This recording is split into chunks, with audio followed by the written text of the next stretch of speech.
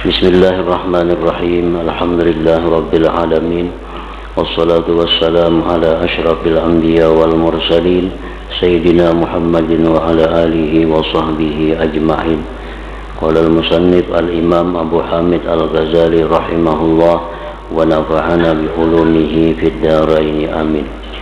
Wa rawa Sa'id bin Abdullah an abihi qala lamma ra'atil ansaru anna Rasulullah sallallahu alaihi wasallam yazdadu thiqala atafu bil masjid fadakhala al-Abbas radhiyallahu anhu 'ala an-nabi sallallahu alaihi wasallam fa'alamahu bi makanihim wa ishfaqihim thumma dakhala 'alaihi al-Fadl fa'alamahu bimithli dhalik thumma dakhala 'alaihi 'Ali radhiyallahu anhu fa'alamahu bimithlihi famadda yadahu faqala ha fatanawaluhu faqala ma taqulun qalu naqulu nakhsha an tamut wa tusayyihu nisa'uhum lijtima'i rijalihim ila nabi sallallahu alaihi wasallam fasara Rasulullah sallallahu alaihi wasallam fakharaja mutawakki'an ala aliyin wal fadli wal abbas amama wa Rasulullah sallallahu alaihi wasallam ma'subur ra'si yakhuttu bi rijlaihi hatta jalasa ala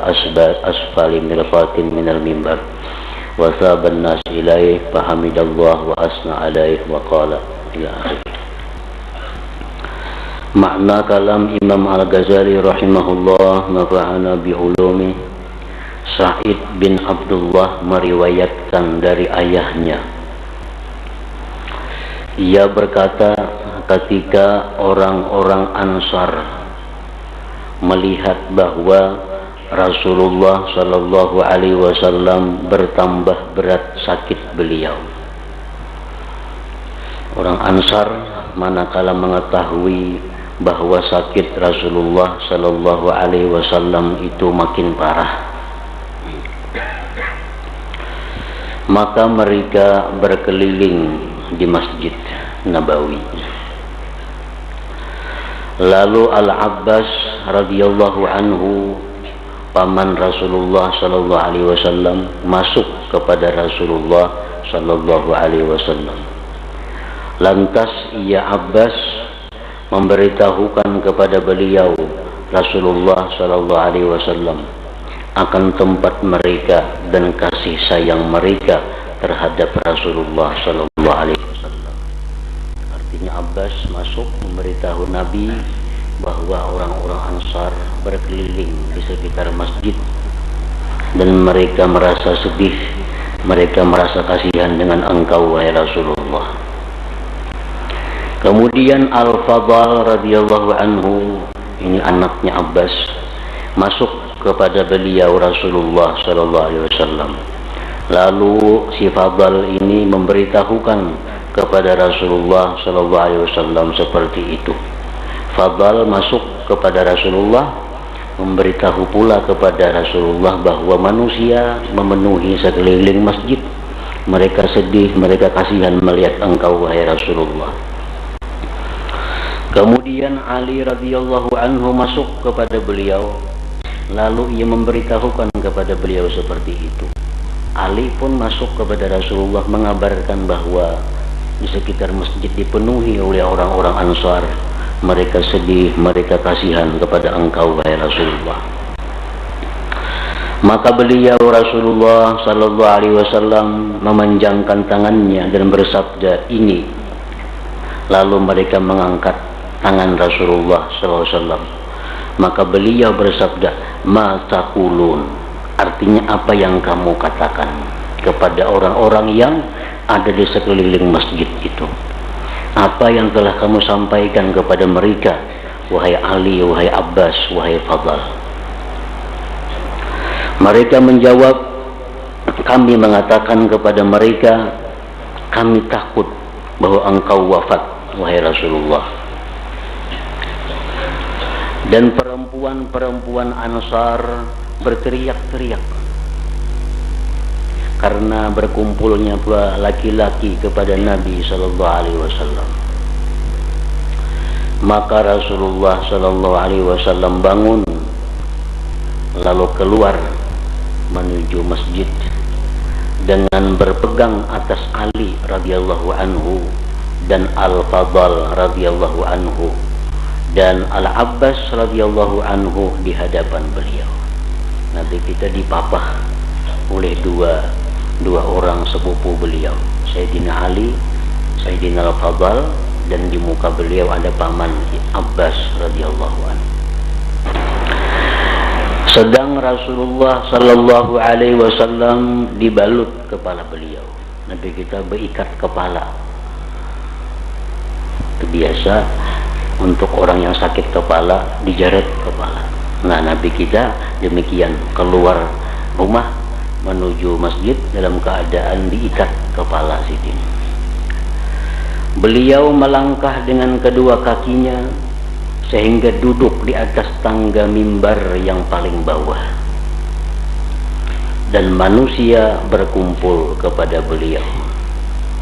Maka beliau memuji Allah dan menyanjungnya dan bersabda, Ayyuhan nas, innahu balawani annakum takhafuna alayya al-maut ka'annahu istinkarun minkum lil maut wa ma tunkiruna min mauti nabiyyikum alam un'a ilaikum wa tun'a ilaikum anfusukum hal khulida nabiyyun qabli fi man bu'itha fa ukhallada fikum ala inni lahikum bi rabbi wa innakum lahikuna bih wa inni usikum bil muhajirin al awwalina khaira wa usil muhajirin fima bainahum fa inna Allah azza wa jalla qala wal 'ashr innal insana lafi khusr illa alladhina amanu wa amilus shalihat wa tawasaw bil haqqi wa tawasaw bis sabr wa innal umura tajri bi idznillah fala yahmilannakum istibta'u amrin ala isti'jali fa inna Allah azza wa jalla la ya'jalu li'ajalati ahadin wa man ghalaba Allah ghalabah wa man khada'a Allahu khada'a fa hal asaitum in tawallaitum an tufsidu bil ardi wa tuqatti'u arhamakum wa usikum bil ansari khaira fa innahumul ladzina tabawwa'u ad-dara wal imana min qablikum an tuhsinu ilaihim alam yusatirukum ath-thimara alam yuwassi'u alaikum fid diyar alam yu'thirukum ala anfusihim wa bihimul khasasah ala faman waliya ay yahkuma baina rajulain falyaqbal min muhsinihim wa la tajawaz an musiihim ala wa la tasta'thiru alaihim ala wa inni faratun lakum wa antum lahikuna bi ala wa inna maw'idakumul haud haudi a'radu mimma baina busra syam wa san'a al-yaman yasubbu fihi mizabul kautsar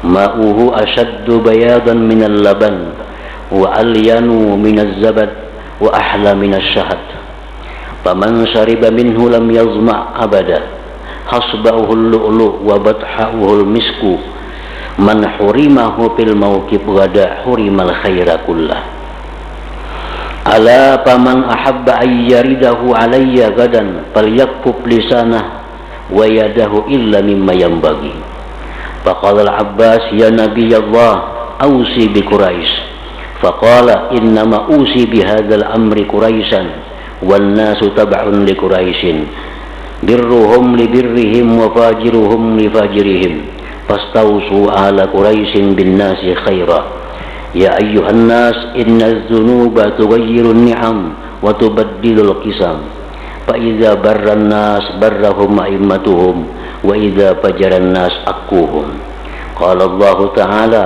wa kadzalika nuwalli ba'da adh-dhalimina ba'da bima kanu yaksibun. Ini merupakan khutbah Nabi yang terakhir sebelum beliau wafat. Artinya, wahai manusia, sesungguhnya telah sampai kepadaku. Tadi Abbas menyampaikan kepada Nabi, Sayyidina Ali, Fadl menyampaikan kabar kepada Nabi bahwa kamu takut atasku akan kematian. Seolah-olah itu keingkaran daripada kamu terhadap kematian. dan keingkaranmu terhadap kematian nabimu. Apakah aku tidak mengabarkan kematian kepadamu dan dikabarkan kematian kepada dirimu sendiri? Jadi Nabi dulu sudah kupadahkan bahwa aku satu saat akan berpulang.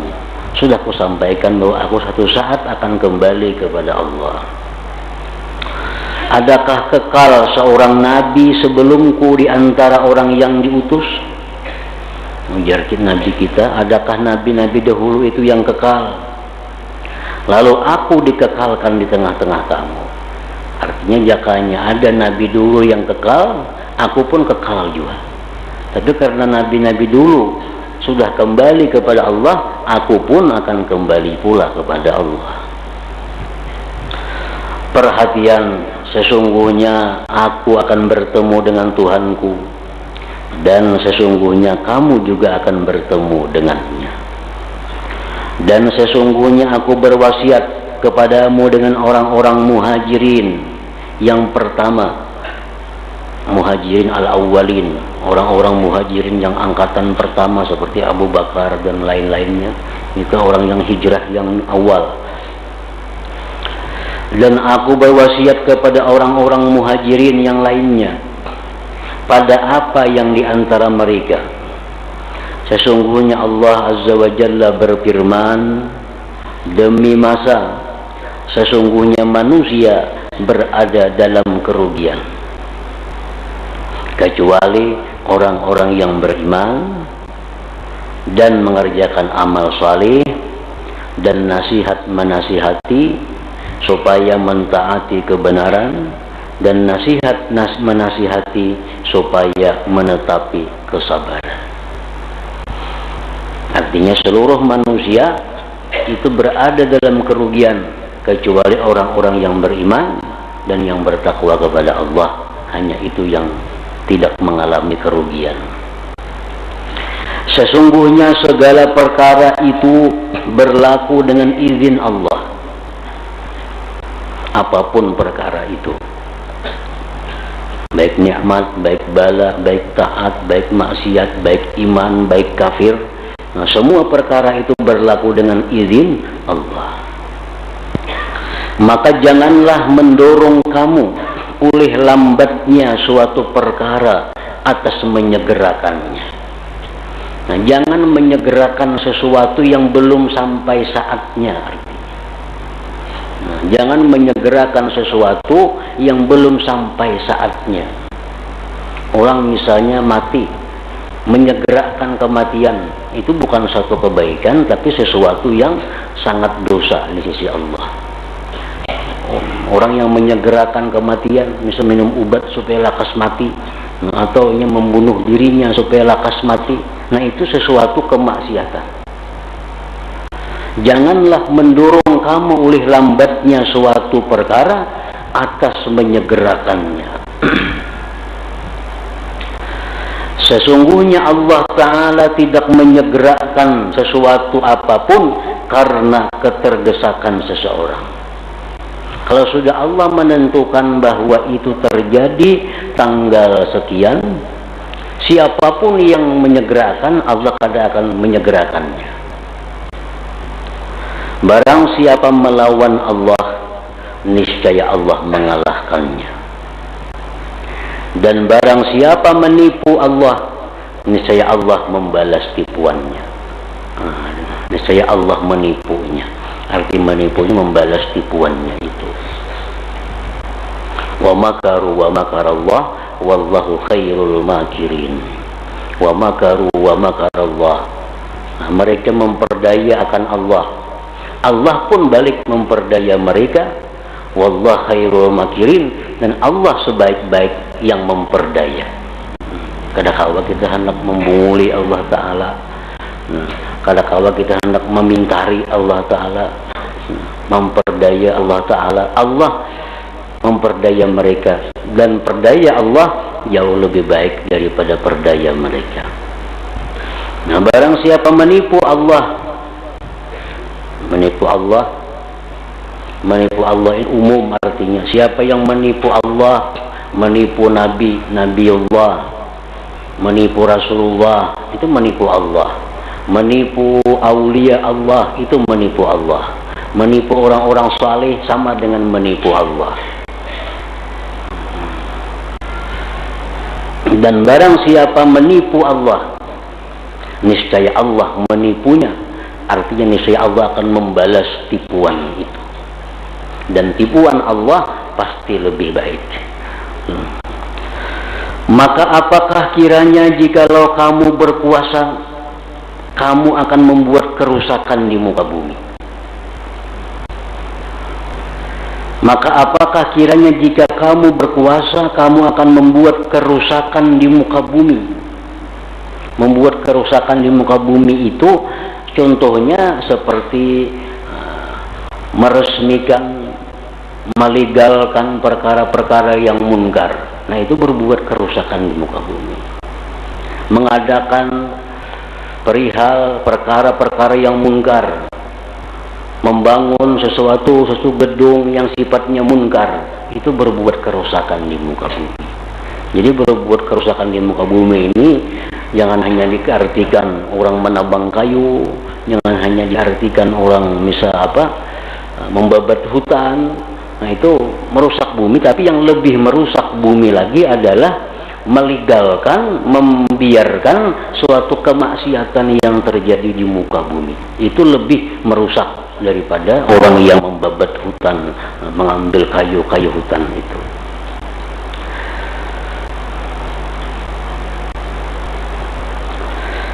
Maka apakah kiranya jika kamu berkuasa, kamu akan membuat kerusakan di muka bumi dan memutuskan hubungan keluarga kamu? Dan aku berwasiat kepadamu dengan orang-orang Ansar dengan kebaikan. Ya Nabi, artinya berbuat baiklah kalian kepada orang-orang Ansar. Sesungguhnya mereka itu orang-orang Ansar yang menempati negeri ini. Negeri Madinah itu ampunnya orang Ansar. Dan iman sebelum kamu, agar kamu berbuat baik kepada mereka. Bukankah mereka membagi dua buah-buahan denganmu? Orang muhajirin itu pindah ke Madinah, kadang bawa apa-apa. Umumnya orang muhajirin itu hijrah ke Madinah, kadang bawa apa-apa. Jadi kalau orang Ansar itu ada berisi dua biji, sebiji seorang dibagi dengan orang yang muhajirin ini. Bukankah mereka meluaskan atasmu pada rumah-rumah? Nah, orang muhajirin datang ke Madinah, di mana guring? Di rumah orang-orang Ansar. Ada yang 2 menampung orang muhajirin, ada yang 3 menampung orang muhajirin. Ini orang-orang Madinah. Bukankah mereka mengutamakanmu atas diri mereka, padahal mereka memerlukan? Nah, orang Ansar selalu mengutamakan orang muhajirin, walaupun mereka perlu kepada sesuatu itu. Perhatian, barang siapa diberi kekuasaan untuk mengadili di antara 2 orang, maka hendaklah ia menerima dari orang yang berbuat baik dari mereka, dan hendaklah ia memaafkan dari orang yang berbuat kejelekan dari mereka. Hanya orang-orang Ansar, kalau mereka ada berbuat kesalahan, maka maafkanlah kesalahan mereka itu. Kada perlu dituntut artinya. Ini yang bergantung dengan hak manusia. Kalau hak Allah itu kada kawa dimaafkan. Misal ada orang Ansar berbuat zina, tetap dihukum dengan hukum rajam. Orang Ansar misalnya ada mencuri, tetap dihukum dengan potong tangan. Nah, maksudnya memaafkan orang Ansar ini andai kata mereka menganiaya kita. Nah, itu maafkan mereka, karena mereka orang yang berbuat baik kepada Rasulullah. Kalau mereka misalnya ada memfitnah kita, orang Ansar ada menggibah kita, maafkan mereka, karena mereka orang yang berbuat baik kepada Rasulullah. Nah, itu artinya. Bukan artinya kada berlaku hukum Allah, itu lain maksudnya.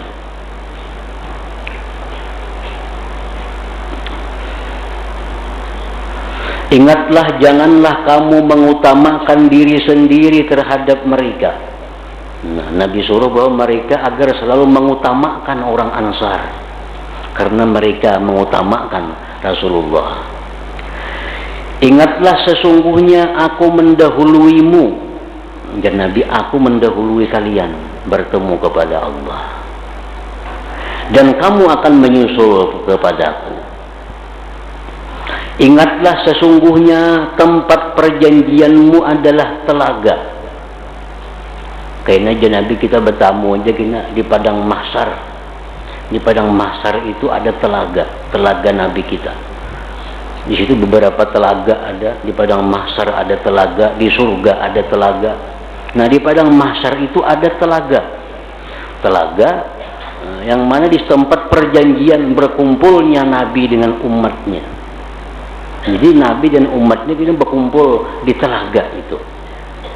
Telaga itu lebih besar daripada antara Busra negeri Syam dan San'a negeri Yaman. Luas banget telaganya itu. Dituangkan ke dalamnya oleh pancuran Al-Kautsar. Telaga itu diisi banyu dari sumur Al-Kautsar. Itu di surga hendaknya. Airnya lebih putih daripada susu dan lebih lembut daripada buih dan lebih manis daripada madu. Barang siapa minum daripadanya, niscaya ia tidak dahaga selama-lamanya. Bila orang bisa minum telaga itu, tanda dia akan selamat. Akan selamat dari proses hisab, akan selamat daripada proses timbangan amal, akan selamat melalui titian siratal mustaqim. Umat Nabi kita yang ada diberi kesempatan Allah minum telaga di padang mahsyar itu, berarti ini ciri yang akan dihadapi lebih mudah. Barang siapa minum daripadanya, niscaya ia tidak dahaga selama-lamanya. Kerikil-kerikilnya adalah mutiara dan saluran airnya adalah misik. Barang siapa terhalang di tempat pemberhentian besok, niscaya ia terhalang dari kebaikan seluruhnya. Bila ditolak dia minum air telaga itu, ini orang mengalami masalah yang berat di akhirat. Hendak minum, kata diterima orang, kada boleh minum sini.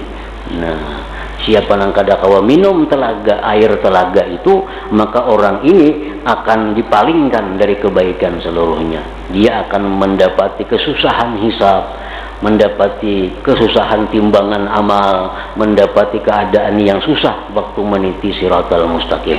Kalau kada sempat diberi minum air telaga yang ada di padang mahsyar itu. Perhatian, maka barang siapa mengingatkan untuk menginginkan, barang siapa menginginkan untuk mendatangi telaga untuk bertemu denganku besok.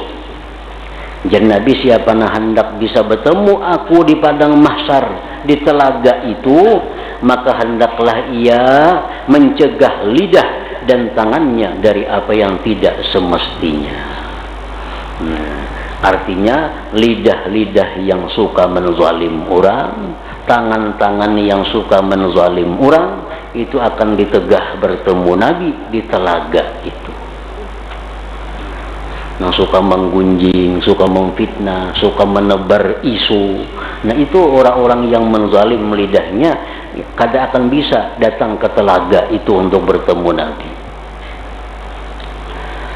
Al-Abbas berkata, wahai Nabiullah, berwasiatlah dengan Quraisy.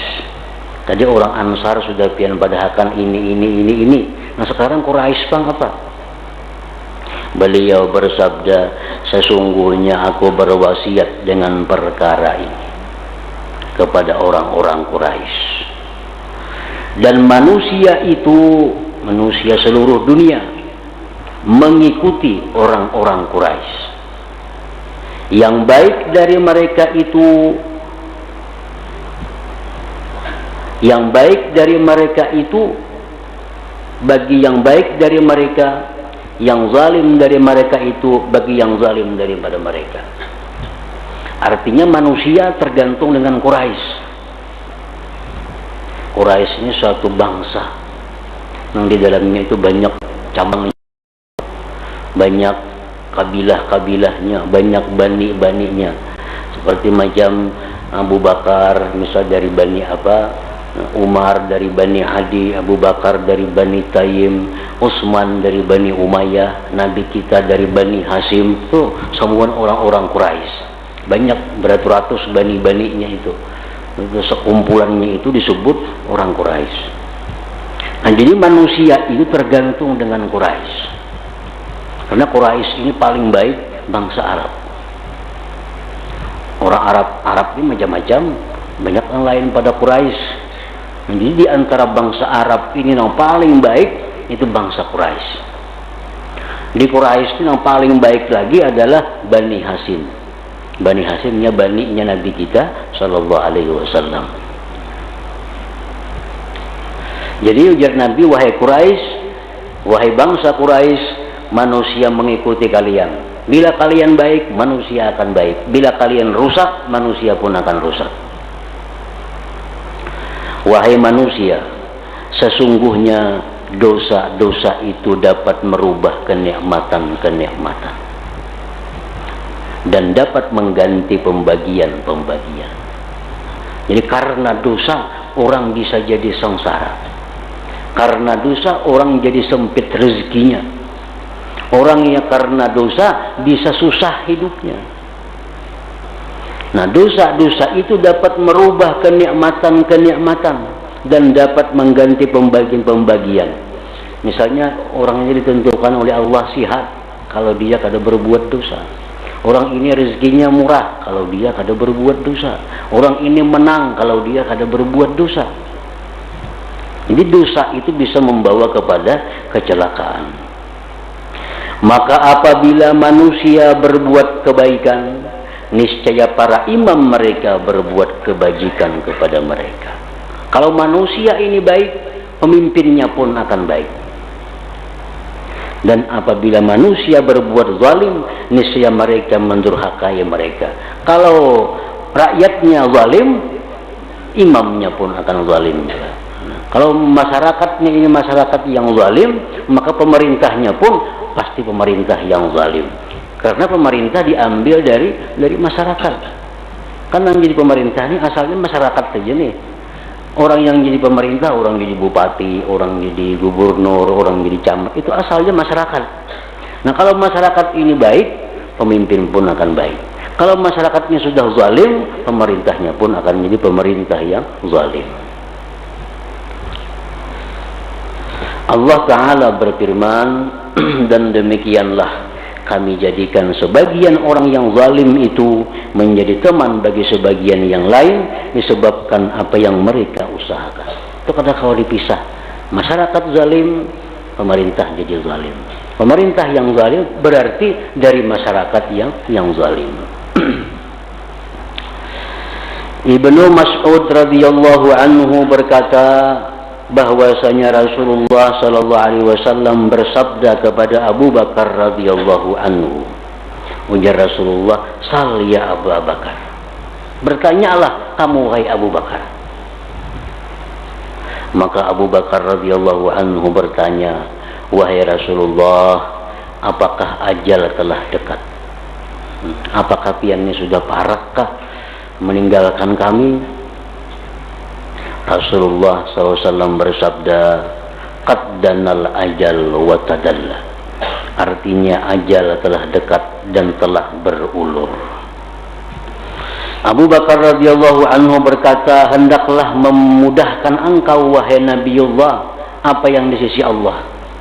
Sekiranya aku mengetahui tentang tempat kembali kami."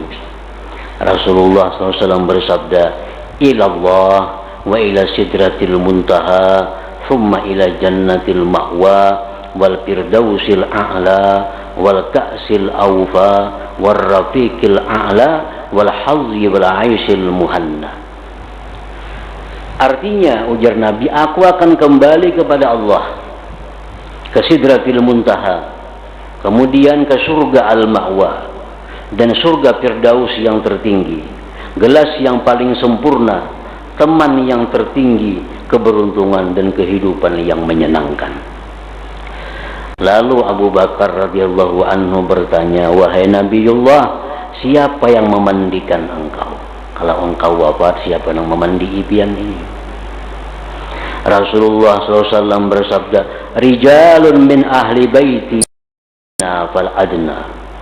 Artinya, yang memandikan aku nantinya laki-laki dari ahli baitku yang terdekat, keluargaku yang dekat. Lalu yang terdekat, pokoknya siapa yang lebih dekat, itulah yang memandi aku. Macam Sayyidina Ali itu kan sangat dekat dengan Nabi. Abbas, paman beliau, Fadl, Ibnu Abbas, itu orang-orang keluarga dekat Nabi. Abu Bakar radhiyallahu anhu bertanya, pada apa kami mengafani engkau? Kalau pian sudah dimandikan, kain kafan pian, kain kafan yang mana dipakai? Rasulullah SAW bersabda, fi thiyabi hadhihi wa fi hullatin yamaniyah wa bi bayadi Misra. Artinya, aku dikafan, ujar Nabi, pada pakaian yang kupakai. Kapanku pakaian yang kupakai ini, dan pakaian buatan negeri Yaman, dan pakaian putih buatan Mesir. Nah, aku dikafan dengan 3 lapis itu.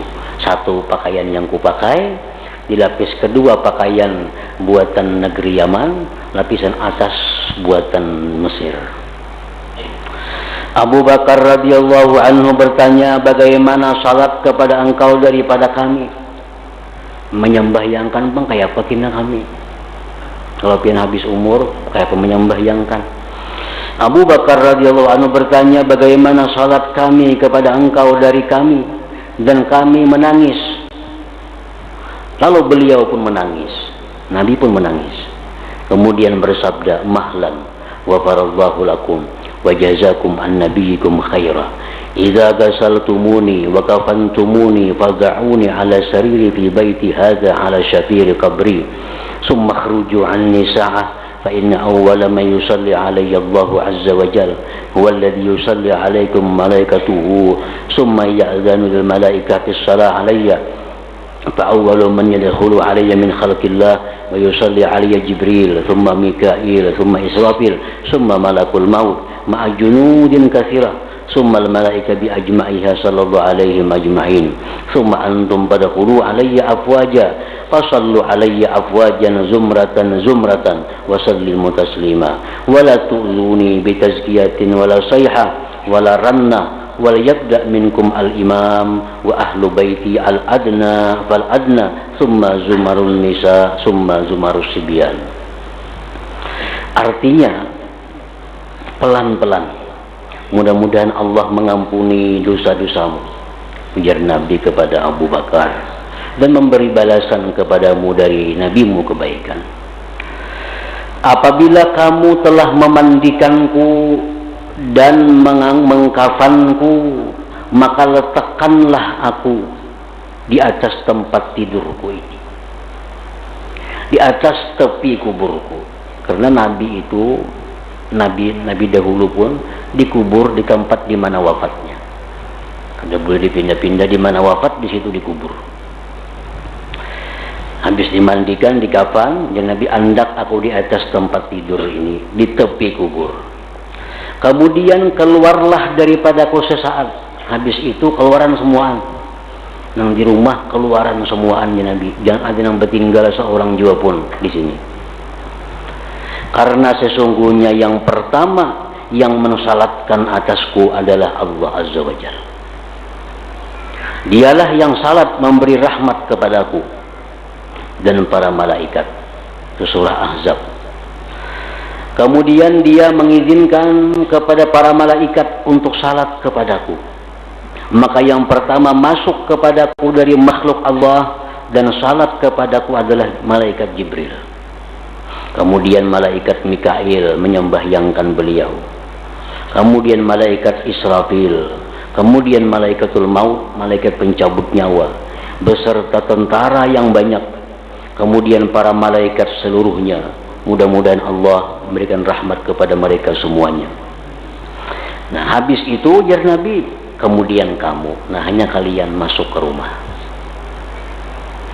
Maka masuklah kepadaku dengan berbundung-bundung, lalu salatlah kepadaku dengan berbundung-bundung, jamaah demi jamaah, dan ucapkan salam sejahtera. Artinya menyembahyangkan itu Nabi kelompok per kelompok, masa kelompok kena keluar, sekelompok lagi masuk, sekelompok lagi masuk, dan itu sunnah. Artinya kalau orang mati, nah kita disunatkan demikian, menyembayangkan sekelompok orang, kayaknya datang pulang sekelompok, datang pulang sekelompok. Nah usahakan per kelompok tuh ada kurang dari 100 orang, atau paling ada 40, per 40 masuk sembayangkan. Karena kalau 40 lagi masuk, awalnya kawas 100 lebih baik lagi. Nah itu lebih baik daripada menyembayangkan 1000 sekaligus. Jadi, lebih baik demikian. Ya, umpamanya per 100 sembayangkan. Datang lagi 100 sembayangkan. Datang lagi 100, nah, macam itu Nabi menyuruh berbondong-bondong. Jadi mau sembahyang kifayah itu sebenarnya yang bagus dibagi. Ada saruan nang jam 2, ada saruan nang jam 2 seperempat, ada saruan nang jam setengah 3, ada saruan jam 3 kurang seperempat, ada saruan nang jam 3. Lalu berbundung-bundung, per saruan 100 ikung datang. Ini jam 3 seperempat datang pulang 100, jam setengah 3. Nah itu lebih afdal, lebih bermanfaat kepada si mayit daripada sembahyang 1000 sekaligus orangnya.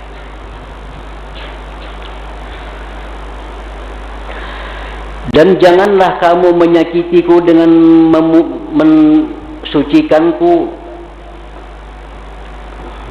dan janganlah kamu menyakitiku dengan memujiku, teriakan dan jeritan. Jadi waktu menyembahyangkan itu jangan ada orang memuji-muji aku, jangan ada yang berteriak. Dan hendaklah mulai dari kamu imam dan ahli baitku yang terdekat lalu yang terdekat. Pertama yang menyembahyangkan aku manusia, kula-kula yang terdekat dulu. Kemudian jamaah perempuan, kemudian jamaah anak-anak. Abu Bakar radhiyallahu anhu bertanya, siapa yang memasukkan engkau ke dalam kubur? Siapa yang mengulur engkau ke kubur itu? Rasulullah sallallahu alaihi wasallam bersabda, Zumarun min ahli baiti al-adna fal-adna ma'a malaikatin katsirah la tarawnahum wa hum yarawnakum humu anni ila man ba'di. Artinya jamaah dari ahli baitku yang terdekat lalu yang terdekat. Yang memasukkan aku dalam kubur itu kula-kula dekatku. Memarina, kemanakan, sepupu, itu kula-kula dekat. Beserta malaikat yang banyak yang kamu tidak melihat mereka, sedangkan mereka melihatmu. Berdirilah lalu laksanakanlah daripada aku kepada orang sesudahku. Nah jadi apa yang terjadi pada tanya jawab Abu Bakar dengan Rasulullah SAW ini menjadi sunnah. Artinya alangkah bagusnya kalau kita seperti itu. Nah misalnya yang memandikan aku kena Fulan bin Fulan, yang mengafani aku Fulan bin Fulan, yang mengimami salat jenazahku Fulan bin Fulan, yang memasukkan aku dalam kubur Fulan bin Fulan. Nah itu berlaku sejak zaman Nabi turun-temurun dari orang-orang saleh, sahabat tabi'in demikian. Dipilihlah orang-orang saleh, dipilih orang-orang yang dekat kepada Allah. Dibikin surat wasiat. Jadi bila aku mati, yang mengafani aku si anu, yang memandikan aku si anu, apalagi yang menyembahyangkan aku imamnya kalau bisa si anu, yang membawa jenazahku menurunkan dari atas kaku dalam kubur Fulan bin Fulan. Nah itu mencontoh sunnah Rasulullah Sallallahu Alaihi Wasallam. Nah dibuat surat macam itu. Nah kemudian Abdullah bin Zam'ah berkata, فَيَا يَرَجُونَ مِنْهُ شَفَاعَةً صَلُّوا عَلَيْهِ وَسَلِّمُوا تَسْلِيمًا اللهم صل وسلم وبارك عليه.